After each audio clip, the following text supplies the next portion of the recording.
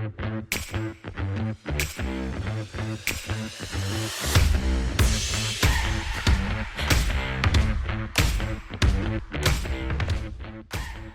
Todd Polifka, owner of Custom One Homes. Welcome to Roof to Curb. If you're a foodie for house stuff, this is your favorite new pod. We're called Roof to Curb because whether you're buying, selling, building, remodeling, or working on landscaping, this is the place you want to be. You're going to find something here that helps you in every avenue of those aspects. So welcome to Roof to Curb. We've got a couple of guests here today. Amy Leferink with Interior Impressions and Reid Sellgren with Custom One Renovation. So today we're going to talk about a lot of things around the renovation space, whether it's a whole house remodel, kitchen, bathroom, lower level, whole house, all kinds of different things, roofing, siding, all that. So stay with us and let's get into some good details. So Amy, welcome aboard. Thank you. Owner, founder of Interior Impressions. Mm-hmm. Tell us about Interior Impressions and where you guys are located. Yeah. So I started really doing design like 30 years ago, but 13 years ago, decided to go all in, open a location, store. We're in Woodbury. So we do primarily residential, remodeling, new construction, design, and some boutique commercial design as well. So we just love the variety, love working with Custom One and any clients that are interested in making improvements to their home or building a new home. So fun. Love it all. Yeah. Yeah. And you guys have some furnishings, right? We do. As you guys can work with people as far as furnishings and space planning and those things as well. Yeah. We do everything, we say, from blueprint to hanging artwork on the wall. So we have furnishings, rugs, artwork, accessories, all of the above. So we really like to provide full design services where the client isn't left with, beautiful new remodeled space, but old furniture, empty spaces. So we really love doing all of it so that they're, completely finished when it's all said and done. So yeah, and you guys post a lot, social media, Instagram. You do some fun reels. You guys have a great blog going on. Thanks. Definitely some fun things to follow as well. Thank you. Yeah, I have a social media director, marketing person, so I don't have time to do that. So I give all the kudos to her for coming up with creative things. Sometimes she'll have ideas that we're like, oh, okay, sure, we'll do that. No, she's doing a great job. Yeah, she does a great job. Yeah, kudos to her. Reid Sellgren, General Manager, Custom One Renovation. You've been in since day one, really, of getting that thing going. So yeah, it's been 4 years so far, something like that, officially. You're a little Michigan State grad. Yep. Homer of Michigan. But you're managing 35 to 50 projects a year. That encompasses all kinds of different renovation projects. You can speak to that a little bit and maybe talk about, what is Custom One Renovation doing today? Yeah, thanks. Yeah, it's been fun. We got started in the renovation side of the business from the home building side, really, where on the home side, clients would ask us, hey, can you add a 3-season porch now or an addition or maybe finally finish our low level? And it informally began that way. And about 4 years ago, we finally put a flag in the ground and said, hey, we're a real company. And we've grown from about 2 people then to we have about 6 or 7 people now on our team and growing every day, it seems. So, but we need to kind of handle that volume, that 30, 40. But we're doing a lot of projects, anywhere from owner suite redo, maybe that $100,000 range up to whole home remodels up toward $1 million or more. Excellent. Let's get into some fun stuff. If I'm general consumer, I know my house needs some love, it needs some attention. How do I start the process? What's the best way to go? Because I don't want to make mistakes along the process if I'm the client. I really want to work with the right people, and I want to go down the right path of finding the right people that align to what I need done. So, Amy, any suggestions as far as how would they navigate that process and what would be setting them down a good path? Yeah. Well, I think it can start really 2 ways. Sometimes the client will go directly to the remodeling company. So they'll go to Custom One Renovation and, start asking questions about what does it take? What should I do? And then at that point, Reid will get me involved in talking to the client about what they want.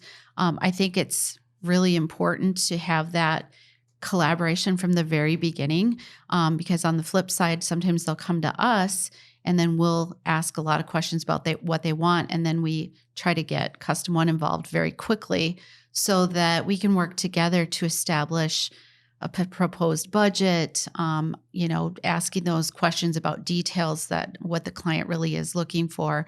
Do they want high-end appliances? Are they a gourmet cook? Or are they like, I just want a good functioning kitchen. I just want a little lipstick, right? Like I just Sure. want a little facelift. Or sometimes it's complete gut remodel and they want high-end and a lot of millwork detail and things like that. So really establishing from the get-go, what does a client want? What kind of level of finishing are they looking for, so that we can work together to give them a realistic expectation of timing and budget and, what it's going to take to get what they want. Well, and I think the synergy that is really strong between our two companies, Interior Impressions and Custom One Renovation, is Amy has a very good sense, in her team, a very good sense of what things cost. And so even though we don't like to talk about cost as much as the clients want to, we understand that it's a very important hurdle, challenge, emotional point that we need to make sure that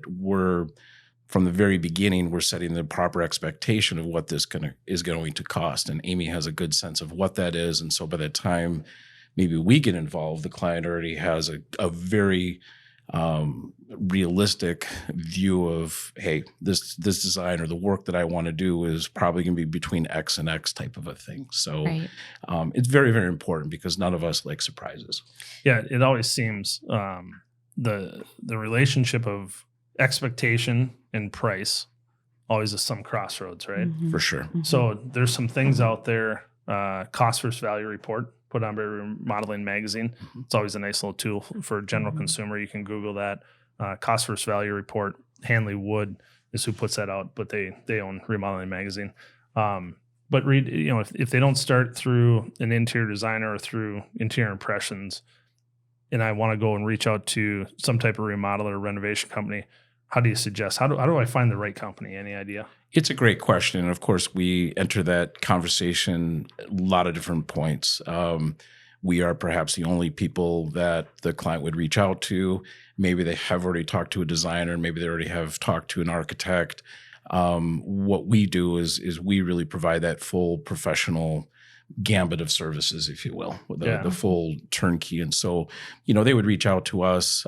We would, of course, would get on the phone and start setting some of those expectations immediately on the telephone.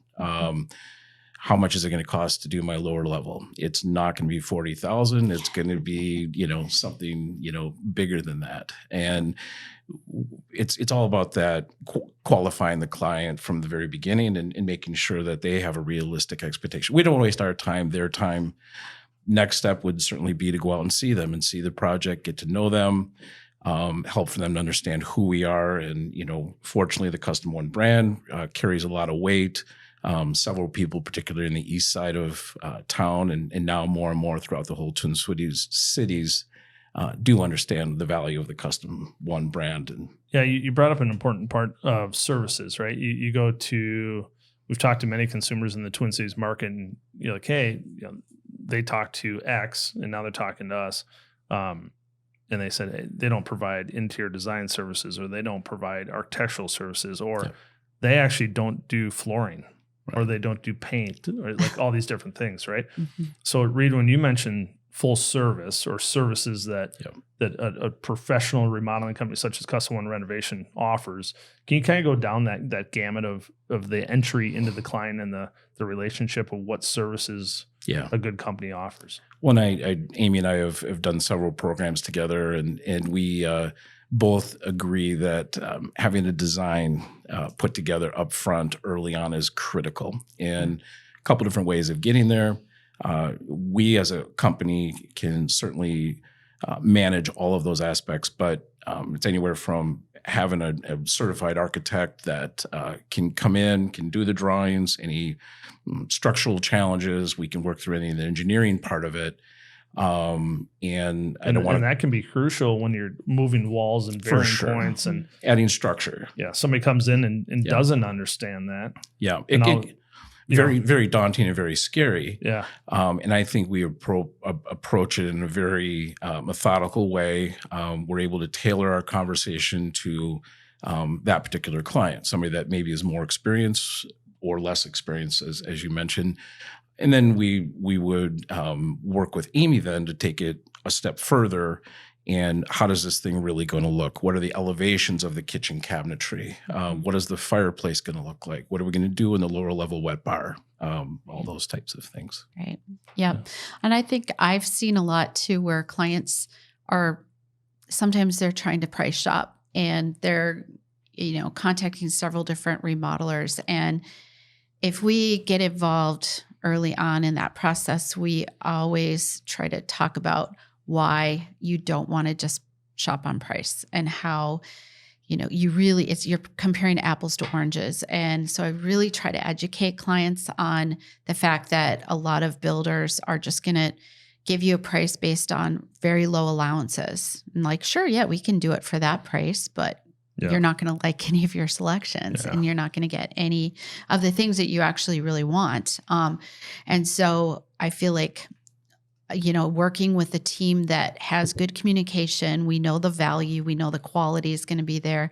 That's critical. So just educating a client on how that full, design, architecture, build, teamwork is so critical to their process and to being able to get the project done properly on time, within a timely manner and without big mistakes, that they're going to regret down the road. So I always try to talk about how doing the design early on, they're going to get a more accurate, pricing or estimate as far as what it's going to cost overall.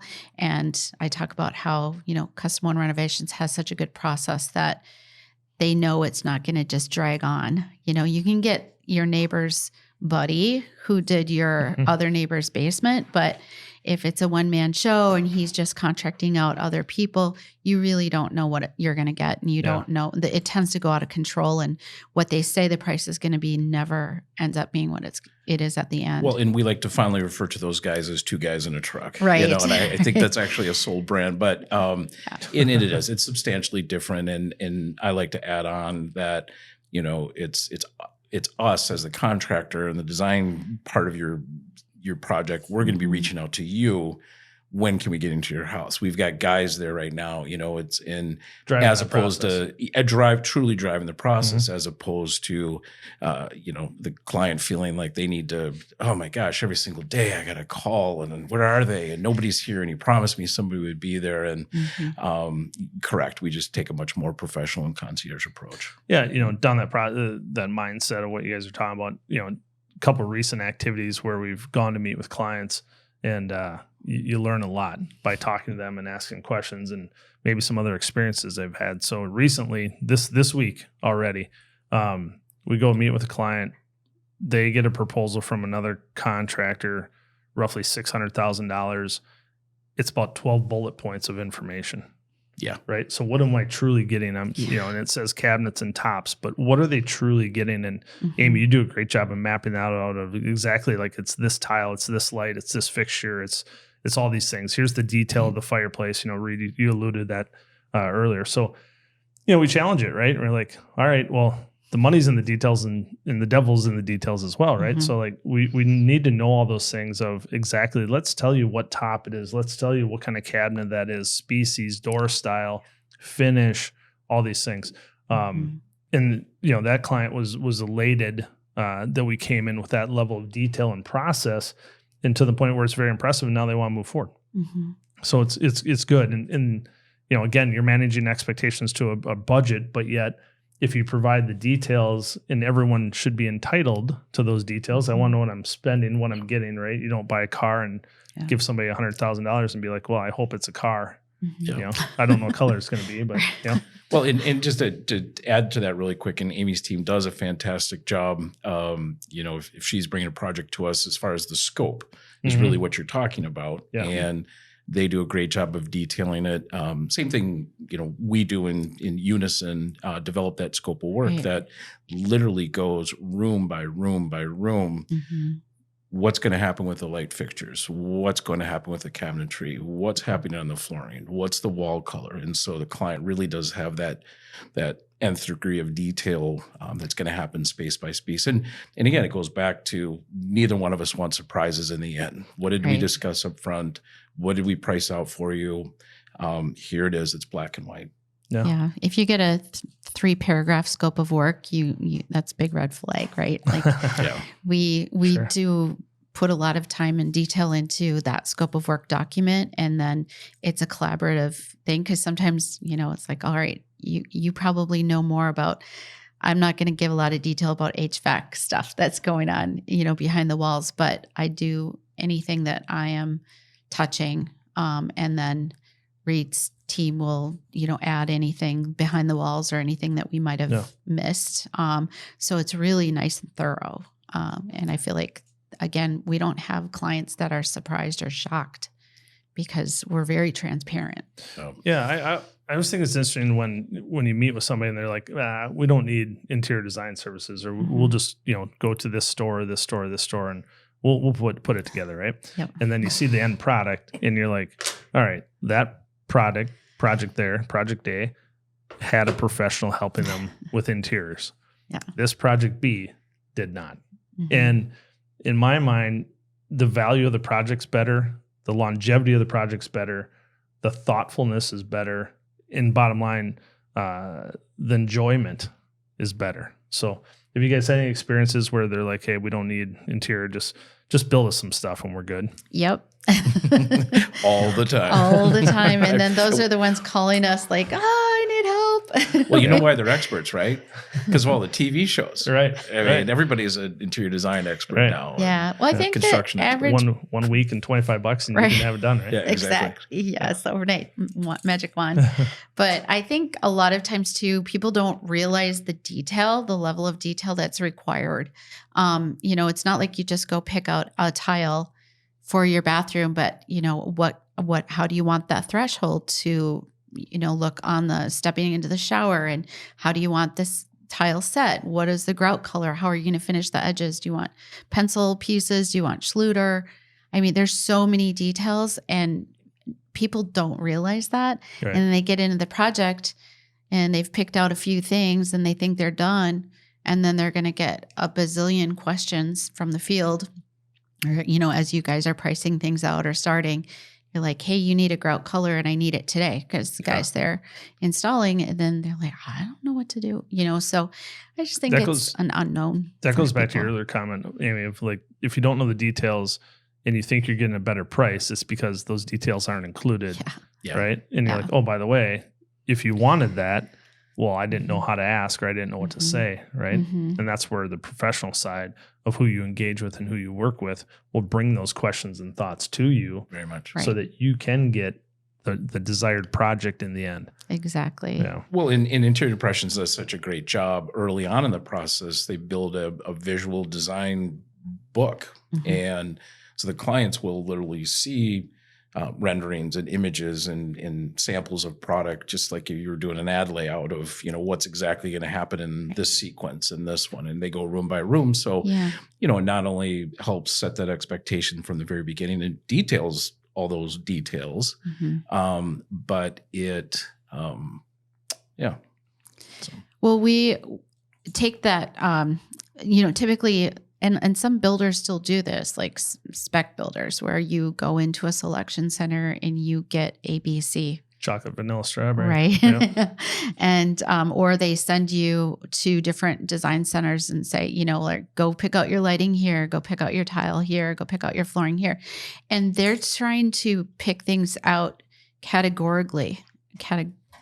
Yeah. Is that Yep. the right one? I can't Sure. even say that. Works. But they're trying to pick things out by category, and it's really hard to visualize what else is going into that room. So how do you pick lighting for a bathroom when you don't even know what your tile is yet? It's the macro versus macro, right? Micro versus macro, where Right. they look at it individually, but they don't look at it cohesively or Exactly. comprehensively. Yep. Yep. And then, so, what we do is we do 99% of it in our design studio. So the client doesn't have to run around all over town. And they also don't typically realize how much time it takes when they have to do that. And everybody's busy. I mean, people are busy with work and kids and sports and whatever. So we make it a lot easier by putting things together. So after initial kind of discovery process with the client, asking tons of questions about what they want, what they like, what they don't like, we then put together options where it's comprehensive. So here's your primary bathroom. Here's 3 different complete kind of design plans that, all kind of cater to the looks that you like. And then there's some mixing and matching that can happen, but it's done and they can see it. They can visualize it because it's all there in front of them. So. And it helps us on the build side just know how we're going to put this together. Yeah. It truly is a explaining how the puzzle is going to work. Mm-hmm. Yeah. Exactly. I think the visual side is grossly important from the standpoint of most people aren't visual, and, people can talk to them and tell them and show them bits and pieces, but until you see that comprehensive plan or that mood board or, room by room or the total project of like, all right, I can see that makes a lot of sense to me. I like that. Right. Or I don't like it. Now let's keep looking and looking. Let's switch gears a little bit. Let's talk about what we're seeing in the market and what our clients are asking for. Reid, maybe you want to start with what are the top projects you're seeing in 2023 or 2024 that maybe you didn't see 5 years ago? Yeah, without a doubt, it seems like every other home we're going into is let's just kind of categorize it, 80s and 90s home that not a lot of work has been done to it. And not only that, but it's a couple that now are just becoming empty nesters, and their light bulbs have gone off. They've said, "Oh my gosh, we have the home back to ourselves again. This is our house, right? And we can do what we want with it. Now we can make this what we want it to be for the next 10, 15, 20 years." And a lot of that, maybe they're thinking about, okay, kids are off to college. They're now going to be coming back, perhaps with spouses and with grandkids and all that. So I would say 1 out of every 3 homes that we visit, that's the underlying theme. And to what extent are we redoing the whole main floor? Are we redoing the lower level? Are we just doing the kitchen? Are we adding an addition, or are we doing the whole house? But it's a lot of times it seems like it's driven by them finally having the time to breathe and then do what they want. Right. Sure. Right. Yeah. I think I see a lot of that too. We have our tagline for interior impressions is home reimagined. And the reason that we chose that, because it really does fit appropriately for what we do. Everybody is kind of reimagining how their home's working.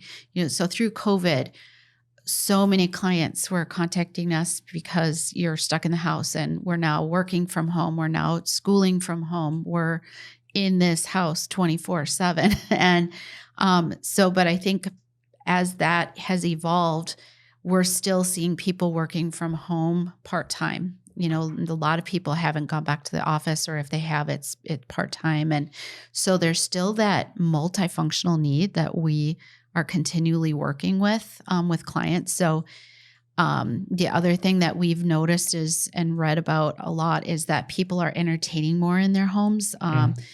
People got into the habit of having friends over and entertaining, guests in their home versus going out all the time. And so really, most homes want, some sort of entertainment focus where it's, adding a bar or a wine cellar or a theater or a game room. So a lot of that too. So I think a kind of a lifestyle shift a little bit, if you will, where it's just adding these functions, more outdoor spaces, nice decks, patios, places for people to just go and spread out. Yeah, I definitely agree to that, Amy. We're definitely seeing the multifunctional spaces, right? When we talk about how COVID has impacted people's living and how they educate or how they work, maybe both spouses are now working on the house, not just one, maybe both. And they didn't have the spaces for it, especially in this open concept design that a lot of homes have been created over the last 5-10 years. Yeah. The resurgence of outdoor spaces is amazing, right? You saw this great run of pools and hot tubs, 4-season rooms, 3-season rooms, outdoor kitchens, fire pits, patio settings. You know, we don't get that many great months, right? Yeah. Especially for the people that boat in the room, right? So Take advantage. yeah, so you take advantage when you can before you have to get back inside, and it's really interesting to watch how many multiple people are now functioning in the home during the day. Absolutely. Yeah. One other piece, you know, as you talk about, you know, entertaining in the home and how people are kind of rethinking what their lifestyle is around their home and how they're using their home.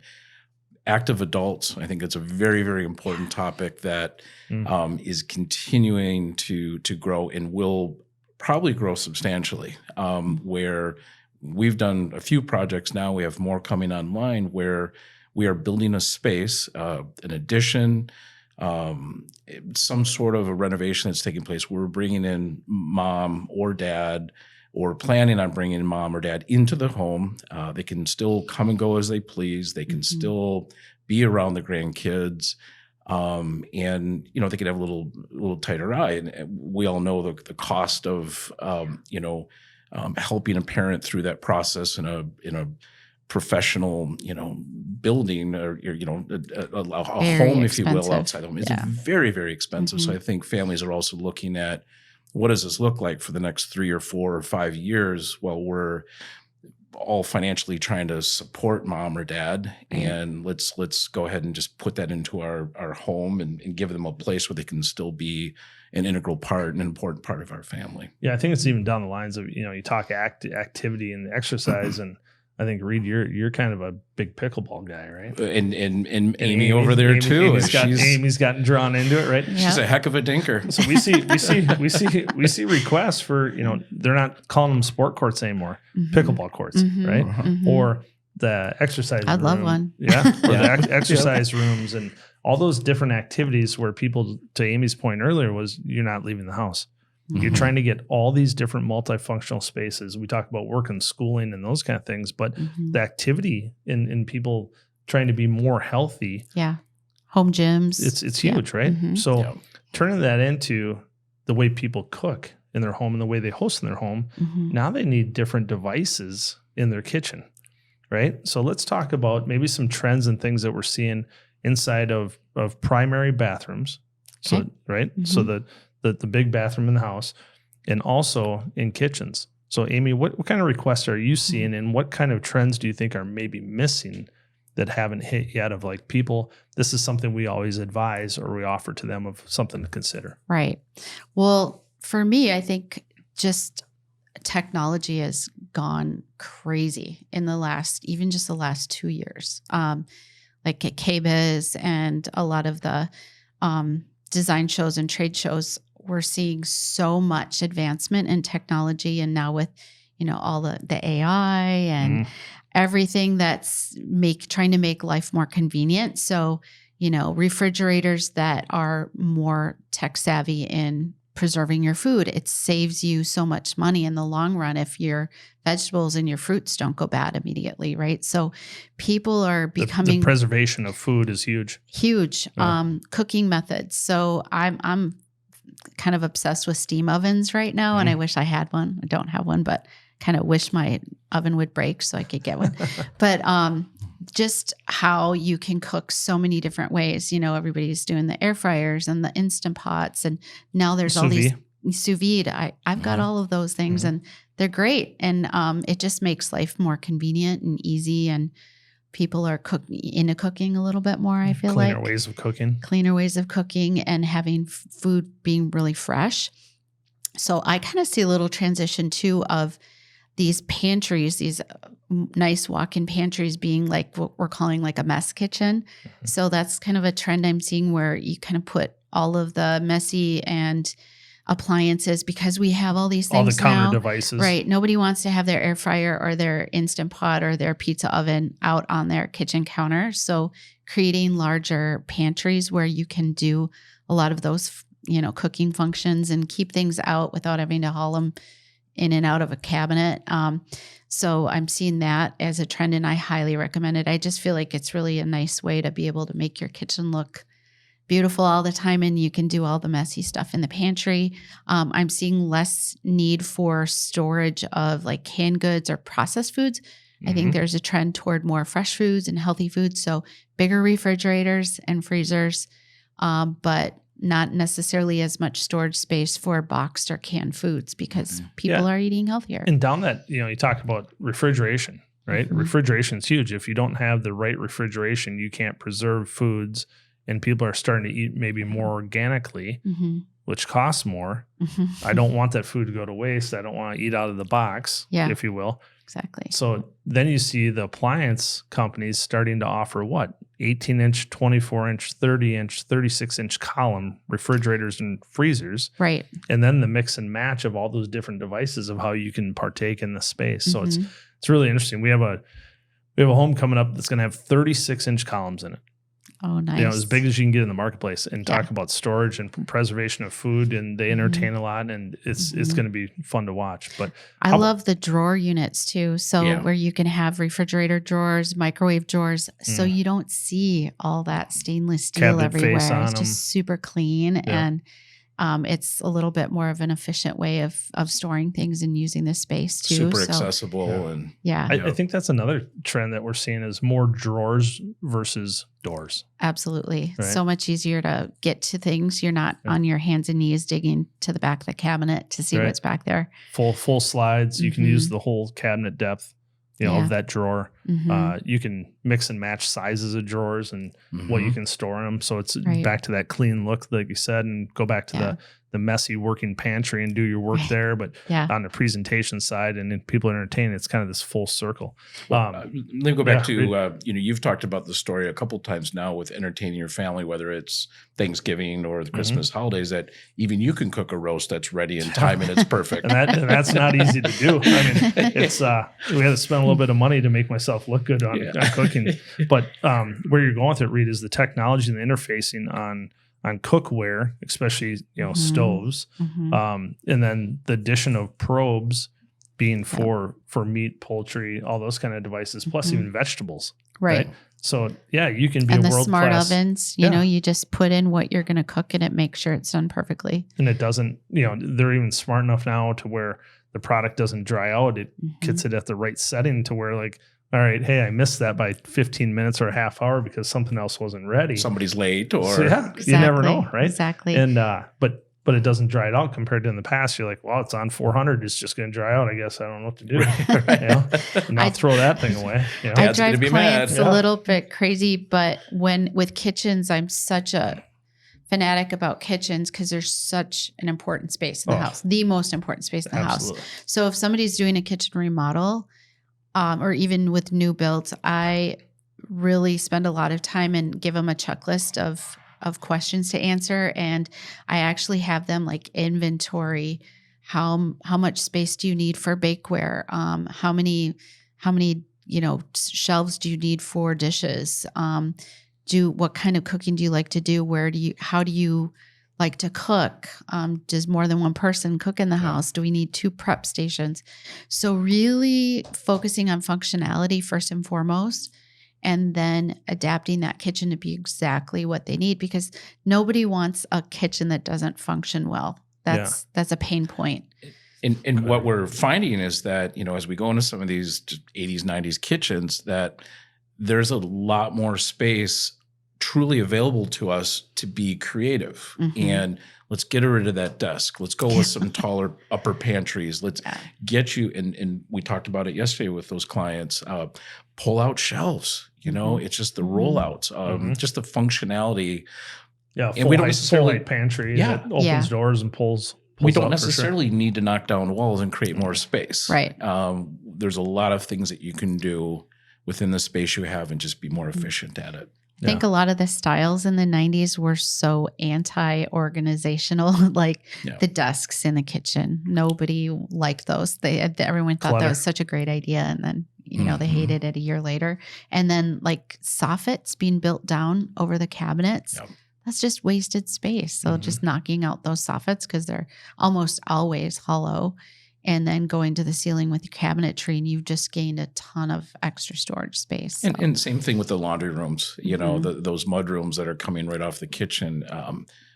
Sometimes it does involve knocking down some walls, but let's stack the washer and dryer. Let's put a full pantry next to that with some rollouts. And again, it ties back to organization, right? Without a doubt. Yeah.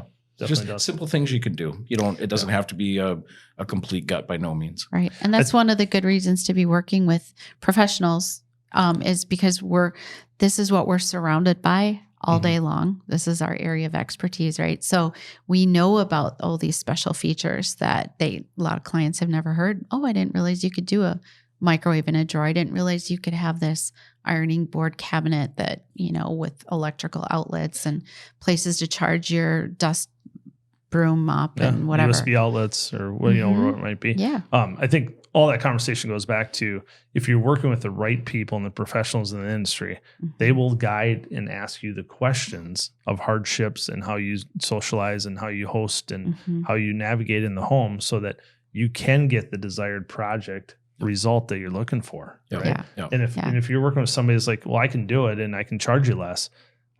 Are they really invested in trying to solve the issue that you have on hand and to get you the best desired result? Yeah. Right. No, they're just going to be an order taker. They're just going to say, tell me what you want and I'll do it. But they're not going to, lead you in a direction that's going to make your life better, make your space more functional, because they don't want to take the time to do that. They're not invested that way. And Custom One Renovation, Interior Impressions, we're just, we're two companies out there that do have great synergies together, but, reaching out to NARI, the Remodelers Association, or Housing First Minnesota, of course, lots of great resources here in the Twin Cities market. So, so Reid, you talk about, NARI, or the National Association of Remodelers Industry, and Housing First, the company that puts on the Artisan Tour and the Parade of Homes and the yellow signs. And what's nice about that is you get to go out and see products, right? That's one way to see it, through those parade activities of home tours and things like that. But they're also, they guide and they expect professionalism and code of conducts and code of ethics that help you. So not a bad avenue to go to your point of looking into trying to find the right professionals, right companies. So, absolutely. What is the best way if I'm the client, I'm Mr. and Mrs. Smith or the Smith household?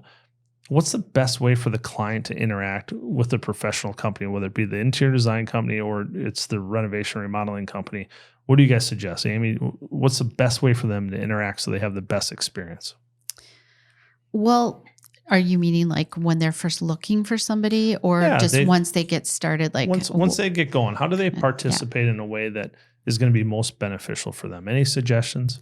Yeah, I think that people need to realize that this process takes time. And one of the things that's really critical is that we know everybody's super busy, but just to be able to really dedicate the time to working with us as a team to make sure upfront that they are, invested and they're thinking about the things that they want, because the more time and effort they put into that process up front and think through the details, the happier they're going to be at the end. I think what I see is sometimes is people are just super rushed and they're just like, just do it. How quick can you do it? Let's just get it done. And then down the road, they look back and kind of feel like, I wish I would have thought more about that. So invest in it. This is a big investment that you're making in your home, and you're going to live with these decisions for quite some time. So I feel like it's really important that they really work together, that both couples are involved. Both decision makers. Yes, both decision makers are involved, because that's another thing too is, I've had a husband say down the road, like, oh, I love everything except I really hate that tile. And then the wife was super upset because she's like, why didn't you tell me? Like it's in for probably 20 years now. Yeah. So, and he's like, yeah, every time I step on it, I really hate that tile. Well, and believe it or not, but both from the design aspect and the builder standpoint, we really get energy off of them being involved. We get energy off of feeding to their excitement, to their, oh my gosh, we're finally getting, what we've always wanted. And that feeds off of us. We always want to do a great job, but it's like, you're positive, you're helping this thing move forward. It just makes us want to work more for you. And, and for the trade partners as well. I mean, the plumber, electrician, who was ever on site, if it's just a good experience, it's going to keep going that way. And I think something you're speaking to is unity, right? And being a team, right? And I know that we work way better when it's we versus us and them. Oh, 100%. Right. So it's kind of like you've already identified you want to work with somebody. You've questioned them about some values and how do you operate and how do you work. We want nothing more than to create a referable, resource out of that client. Right. Yeah. So like we're on your team. Right. And I think the engagement of the client to what, Reid, you're saying is that the energy off of that client, it can be so fun. Yeah. It's almost a little magical. Right. Very Absolutely. Much so. Yeah. And everybody's happy with the process when everyone's involved in communicating together too. So that's another thing is, just really good communication. So we always educate the client on, don't tell the tile guy on site that you want to change the layout of the tile and do something different. You go through the proper channels. So we can all help you make sure it's done correctly. And so again, we really try to communicate on all details so that we're the best team possible and gives the client the best outcome possible. Yeah. And it's not always all roses. Right. There are going to be challenges. There are going to be bumps along the road. Little dust, of course. But if you go back to what Todd had said about that unity, about, the team being at the core, everybody staying engaged, we know we can work through those. They're going to happen. It's how you rise to the occasion and how you deal with it. And how you deal with it professionally to move forward. I think the other thing we're talking about is the unexpressed needs of the client. Absolutely. Right. So like us as professionals, we're trying to engage, we're trying to draw out, we're trying to offer suggestions. People know what they like when they see it. They don't know what they don't know. Yeah. So our goal is to really identify as many unexpressed needs throughout that process so that we can gain the trust and the rapport and the referable source and, in the best product possible at the end. Yeah. For the client. Right. And we talk about kitchens and some recent examples, to the extent of you will not be able to use your kitchen during this process. Yeah. When it's something as simple to a professional person in our business would think, oh yeah, of course you're not gonna be able. But we need to do that unexpressed needs of communicating that, of detailing exactly what that means to their impact. I mean, we're still trying to feed 3 kids and trying to feed each other. That's why you drive around with some George Foreman grills in the back of your car, right? Or you just say, here's a George Foreman. And here's a box of kielbasa. Go ahead. And we actually made a document and we'll go through it with the client and talk through their plan. Because I want them to understand that you literally will not be able to walk into your kitchen for a while. You're going to have plastic. It's going to look like a crime scene in here. And you won't be able to walk through that room or get to your refrigerator for a certain number of days. And so just be prepared. And I always try to highly encourage, maybe this is a good time to take a vacation, maybe good time to go to the cabin. Yeah. But to set up a secondary kitchen in the home, because you get really tired of ordering out and getting, picking up food. So we do try to talk through a plan with the client so that they're really prepared. Yeah. Because you would think it would be intuitive, but it's not always intuitive, or they just don't realize how long it's going to take. So, yeah. Well, great. We're going to wrap this thing up, and you guys have some fun stuff coming up in September. We do. You guys have a nice project down in Hastings coming up on the Remodeler Showcase that you both have participated in. And built a beautiful project down there. So Reid, you want to tell us a little bit about it? When is it? How do I get there? Why would I go there? Yeah, and it's a whole top to bottom sweep of the whole main level, the whole lower level. Amy's team at Interior Impressions did a fabulous design. And they're going to be staging the house pretty shortly here for their modeler showcase that you mentioned. It's a two-day event, September 10th and 11th. No, I think Trying it's to remember. isn't the 29th? It's the last The weekend. last weekend, Yeah. the 2 days back to back. And yep, we'll be staging it. More information's available at Minnesota Housing First as far as the times that it's open. But Amy's team will be down there. Our team will be down there to answer questions, and a great chance to see some of the cutting edge design and materials that we're using down there. So last weekend in September, Yep. it's in Hastings. I'm sure through our social media outlets and our website, we'll broadcast what number it is. You can pick up a book at Holiday Gas Station. It's part of the Parade of Homes by Housing First Minnesota, noon to 6. Okay. I'm almost positive is the Yeah. times in that. It's a free event, right? You can get to see some of the wonderful things Amy has designed and implemented in that home. And you're doing some furnishings down there too. We did. Yeah, it's kind of an interesting story, but the client originally started with buying a new house. And then, so they were going to build a new home. So we went through that process. Then that didn't work out. So then we're buying a house. And so we went through a design process with that house, and then that fell through. So they decided to stay where they lived and just redo it. And it started as, several rooms, and it literally ended up being pretty much every square inch of the entire house got remodeled, kept growing and growing, but they love it. It's going to be gorgeous. There are a lot of really beautiful features, and it's everything. So from, furniture, artwork, accessories will be all done up. Yeah. Lots of beautiful details with the build. So do each of you have a must-have or a must-view in that project? What's the one thing that sticks out? Like you got to see this. The main floor is probably one of the largest impacts. Of course, the lower level, and that new bar down there is going to be pretty crazy. Yeah, I think, gosh, from a wow factor, the kitchen is stunning. Beautiful new walk-in pantry. We took space away from the mudroom laundry room to create a walk-in pantry. So we reconfigured that. But it's beautiful gourmet kitchen. And then downstairs is going to be a really fun, bar, rec room area, very kind of rustic, lots of really cool black wallpaper in the pool room and fun. Black ceiling. A little moody. Yeah, moody vibe downstairs. So awesome. It'll be really fun. Well, Amy Leferink, Interior Impressions, thanks for coming on. Thank you for having me. Reid Sellgren, Custom One Renovation, thanks for coming on. My pleasure. This is Roof to Curb, Todd Polifka, Custom One. This is produced and put on by Pull Tab Sports. We couldn't do it without those guys, John King, Tom Garrity, Green Studio. Gabe runs a hell of a soundboard and screen over there. So thanks for everybody for helping and supporting. And hopefully, the consumer and the market in the Twin Cities getting something out of what we're doing. So thanks for coming on. Thank you, Todd. Thank you.